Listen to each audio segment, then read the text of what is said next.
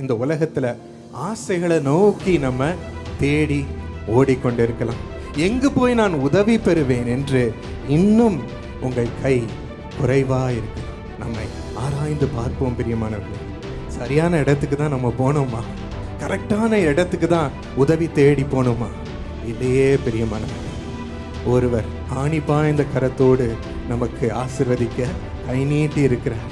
அவரை மறந்து இருக்கலாம், அவரை நாமல் பார்க்காமல் இருக்கலாம் பிரியமானவர்களே. அவர் மன்னிப்பு இந்த நேரத்தில் நமக்கு காத்திருக்கிறது. நம்பிக்கையின் சிறைகளே, அரணுக்கு திரும்புங்கள், என் மீது உங்கள் நம்பிக்கை வையுங்கள், நான் உங்கள் நம்பிக்கையை வீண் போக விட மாட்டேன் என்று ஆண்டவர் சொல்லுகிறார்.